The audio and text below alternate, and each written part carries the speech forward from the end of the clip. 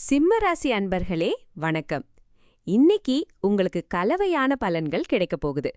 உங்க ராசிக்கு லாபஸ்தானமான 11ஆம் வீட்ல குரு பகவான் சஞ்சரிக்கிறதால பணவரவு ரொம்பவே சிறப்பா இருக்குங்க. புதுசு புதுசா நிறைய வாய்ப்புகள் தேடி வரும். உங்க ஆசைகளும் நிறைவேறதுக்கு ஒரு நல்ல சூழல் அமையும். அதே போல உங்க தொழில் ஸ்தானமான 10ஆம் வீட்ல சுக்கிரன் இருக்கிறதால உத்தியோகத்துல நல்ல முன்னேற்றமும் ஒரு அங்கீகாரமும் கிடைக்கும். தொழில் சம்பந்தமான பயணங்களும் நல்ல வெற்றியை தரும்.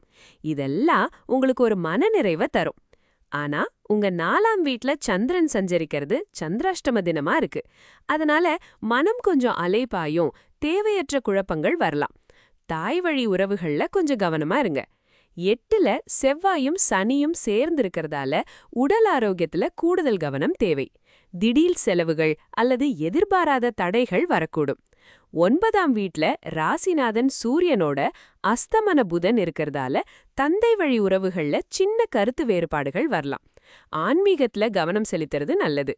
ராகு 7ஆம் வீட்லயும் கேது உங்க ராசியிலையும் இருக்கிறதால உறவுகள்லையும் தனிப்பட்ட வாழ்க்கையிலையும் சில சவால்களை சந்திக்க வேண்டியிருக்கும்.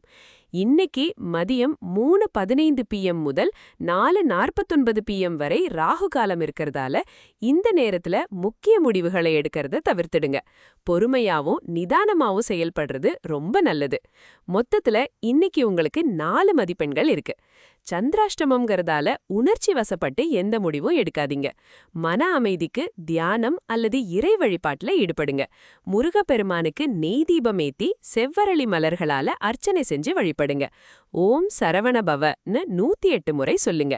இன்னைக்கு ஒரு நல்ல நாளா அமைய வாழ்த்துக்கள்.